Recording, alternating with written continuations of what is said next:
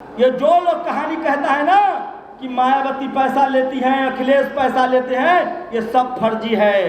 वो पैसा लेते हैं पार्टी चलाने के लिए, क्योंकि उनको कोई चंदा नहीं देता है। ये बहुजन समाज पार्टी भी चंदे से चलाता है, ये प्रोग्राम भी चंदे से हुआ है, ये सोशल मीडिया भी चंदे से चलाता है। इसलिए निडर होकर कहिए कि हम गरीब लोग हैं, चंदे से चलाएंगे, लेकिन हम अपने बच्चों को पढ़ाएंगे और एक दिन इस देश में हमारी सत्ता होगी।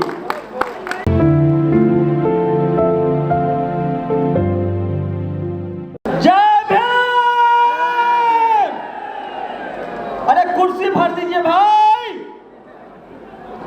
एक बार फिर से जोर से बोलिएगा। जो लोग आए हुए हैं, अगर दम है तो, मन से आए हैं तो, और टाइम पास करने आए हैं तो ठंडा में रहिए, और अगर सुनने आए हैं तो शुक्रिया कहिए भंते सुमित रत्न का, जो ऐसे भंते हैं आपके पास, जो आपको राजनीतिक आंदोलन भी समझा रहे हैं। तो बोलिए जय भीम, जय भीम!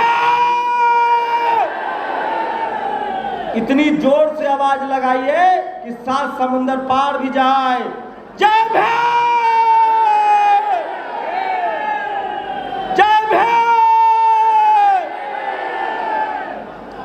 शुक्रिया दोस्तों, आप लोग तकलीफ में हैं, मैं जो कुर्सी की तरफ है, सबसे भारी काम होता है कुर्सी की तरफ बैठना, लेकिन इस देश के मालिक वही हैं जो कुर्सी की तरफ बैठते हैं। और ये बात मैंने भंते सुमित रतन जी से सीखी है।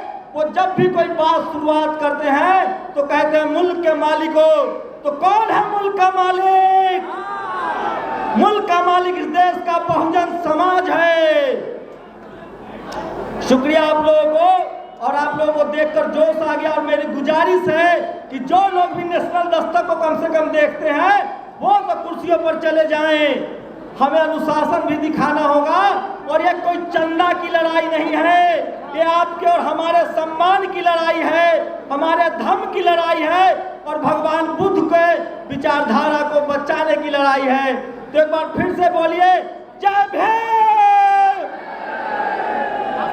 दोस्तों, मैं पेशे से पत्रकार हूं, और मैं जानता हूं कि इस देश के बहुजन समाज के लोग सिर्फ 5 जगहों पर नहीं हैं।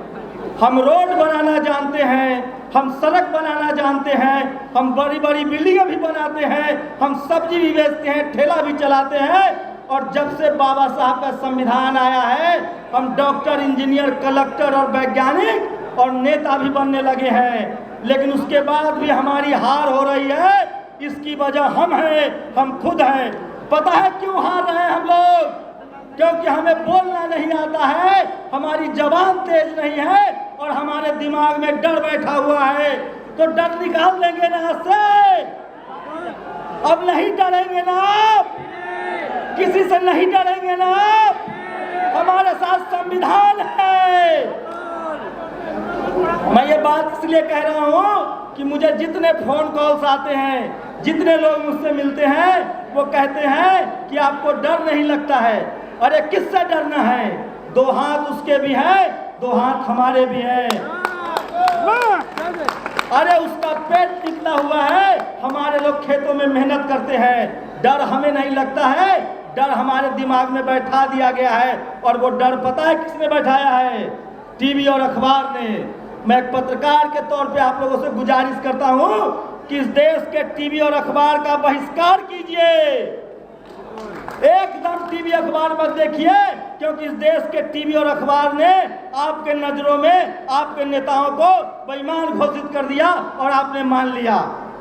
इस देश में इतने सुंदर पार्क जो बैठे हुए हैं आप, ये मायावती ने बनवाया। इस देश में अखिलेश यादव ने पार्क बनवाया, मेट्रो बनवाया, लालू यादव ने कॉलेज यूनिवर्सिटी बनवाए, मायावती ने कॉलेज यूनिवर्सिटी बनवाया, हेमंत सोरेन, शिबू सोरेन, करुणानिधि, जितने बहुजन नेता हैं उन्होंने काम किया, स्कूल बनवाए, अस्पताल बनवाए।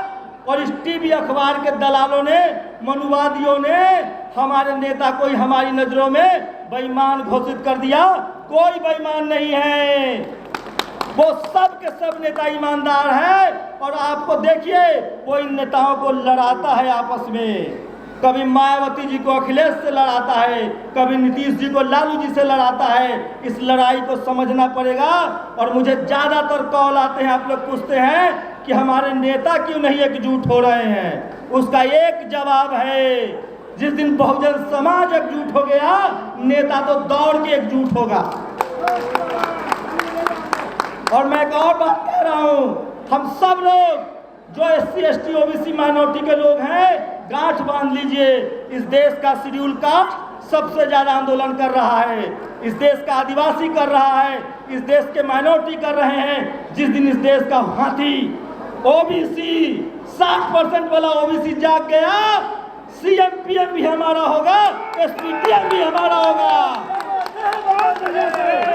ये देश वोट से चलता है, संविधान से चलता है, और ये OBC के लोगों की जिम्मेदारी है कि अपना CM PM बना लो, अपना SP DM बना लो, नहीं तो खेत जोतते हैं हम, हल चलाते हैं हम, और हमारे बच्चे मारे जा रहे हैं, हमारा रिजर्वेशन खत्म हो रहा है, और ये सब दो लोगों से कर रहा है।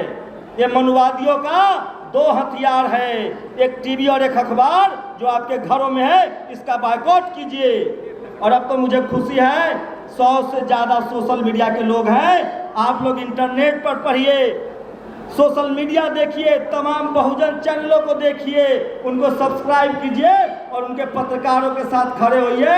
आजकल टीवी से देश चल रहा है, आजकल टीवी अखबार से सरकारें बन रही हैं। एक भी बहुजन समाज के पास टीवी अखबार नहीं है। मान्यवर साहब की आज पुण्यतिथि है, परिनिर्वाण है, आज वाल्मीकि साहब को लोग याद कर रहे हैं। सोचिए, मान्यवर साहब कहते थे मनी, मीडिया और माफिया, ये जो लोग कहानी कहता है ना कि मायावती पैसा लेती हैं, अखिलेश पैसा लेते हैं, ये सब फर्जी है। वो पैसा लेते हैं पार्टी चलाने के लिए, क्योंकि उनको कोई चंदा नहीं देता है।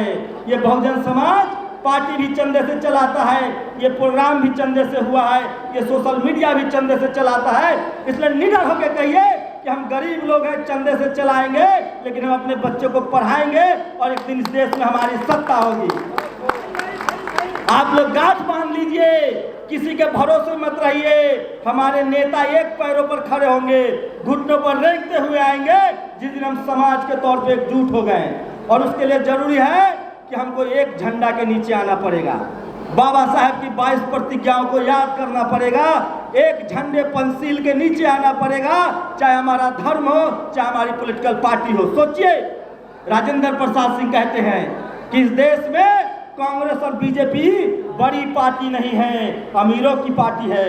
इस देश में बड़ी पार्टी है Sapa, Basapa, RJD, JDU, JMM, DMK, जो बहुजनों की पार्टी है। लेकिन आपकी पार्टी सत्ता में नहीं है, क्योंकि आपके पास टीवी अखबार नहीं है। आप लोग लड़ रहे हैं जाति के नाम पर। ये लड़ाई बंद करनी होगी और बाबा साहब के विचारों को लेकर, तथागत बुद्ध के विचारों लेकर पंसील के झंडे के नीचे जमा होना होगा, न तो गांठ बांध लो, ये फूट डालो और राज करो। अंग्रेजों की नीति नहीं थी, मुगलों की नीति नहीं थी, ये मनुवादियों की नीति है जो आपको आपस में लड़ाता है।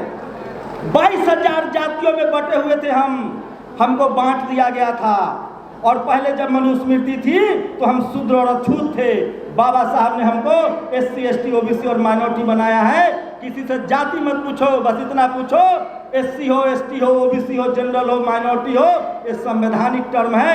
संविधान के हिसाब से बात कीजिए। और मैं आखिरी बार कहना चाह रहा हूँ, इस देश में जिस दिन बहुजनों ने बोलना शुरू कर दिया, सिर्फ बोलना शुरू कर दिया, लिखना शुरू कर दिया, सोशल मीडिया का इस्तेमाल करना शुरू कर दिया, भूचाल आ जाएगा। हमारी सत्ता होगी, हमारे कॉलेज यूनिवर्सिटी होंगे और हमारे बच्चों को सोचिए, आप टीवी नहीं चला सकते हैं। और आखिरी बार कह रहा हूँ, जितने व्हाइट कॉलर लोग हैं यहाँ, जो बढ़िया कपड़ा, बढ़िया पढ़ाई लिखाई करके नौकरी कर रहे हैं, मेरे भाई गांठ बांध लो। अब मजदूरों को नहीं मारने वाले हैं वो। अब वो शहरों में जाति ढूंढ रहे हैं, कॉलेज में जाति ढूंढ रहे हैं, मीडिया में जाति ढूंढ रहे हैं, ब्यूरोक्रेसी में जाति ढूंढ रहे हैं, सुप्रीम कोर्ट, हाई कोर्ट में जाति ढूंढ रहे हैं। जो मलाईदार पद है वहाँ जाति ढूंढी जा रही है, बिजनेस में जाति ढूंढी जा रही है। तुम सब्जी बेचो, ठेला चलाओ, रिक्शा चलाओ, गरीब रहो, मजदूर रहो, कोई नहीं मारने आएगा। हो सकता है कि तुमको पुचकार कर 10-20 रुपया भी दे दे, लेकिन जब आप मलाईदार पद, SP DM, कलेक्टर, CM जब मांगेंगे तब वो आपकी जाति पूछते हैं और तब आप पर अत्याचार करते हैं। इसलिए अब जातिवाद जो है वो गांव में नहीं शहरों में आ गया है, उस जातिवाद से लड़ना है। और सोचिए, कल्पना कीजिए, वो कौन लोग हैं जो आपको धर्म के नाम पर लड़ाते हैं? वो कौन लोग हैं जो आपको जाति के नाम पर लड़ाते हैं? वो वही लोग हैं जो आपको चपरासी नहीं बनने देना चाहते हैं। सोचो, वो आपको चीफ मिनिस्टर बनने देगा? जो आपको चपरासी नहीं बनने देना चाहता है वो चीफ मिनिस्टर बनने देगा, चीफ जस्टिस बनने देगा? इसलिए अपने दुश्मनों को पहचानो और पंचशील के झंडे तले, बहुजन यूनिटी के तले एक तरफ आओ। बहुजन हिताय बहुजन सुखाय। और जब तक हम एकजुट नहीं होंगे तब तक न हमारे पास जमीन है, न हमारे पास पैसा है, न हमारे पास टीवी है, न हमारे पास अखबार है, न हमारे पास बिजनेस है। हमारे पास अभी भी आज़ादी के 75 साल बाद भी एक चीज़ है, वो है बाबा साहब का संविधान और वोट का अधिकार। और उसी वोट से सीएम पीएम लेना पड़ेगा। और अगर ये बात आप नहीं मानेंगे तो आप अपने मरने की तैयारी कीजिए। बस एक फर्क होगा, हमारी मौत पहले होगी, बारी आपकी आएगी, तरीका अलग अलग होगा। हमारी मौत सम्मान से होगी, हमारी मौत पे लोग रोएंगे और आप रोक जलालत की जिंदगी मारे जाएंगे। इसलिए अन्याय के खिलाफ, गैर बराबरी के खिलाफ खड़ा होना होगा, बोलना पड़ेगा, लिखना पड़ेगा। और सोशल मीडिया का इस्तेमाल कीजिए और अपने दिमाग से डर से निकालिए।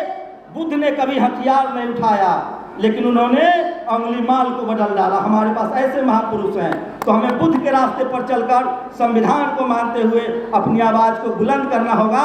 और टीवी अखबार से टाटा बाय बाय कीजिए, नहीं तो पीढ़ी दर पीढ़ी गुलाम रहेंगे और वो आपको अपने ही नजरों में आपको गिरा देगा। शुक्रिया। जय भीम।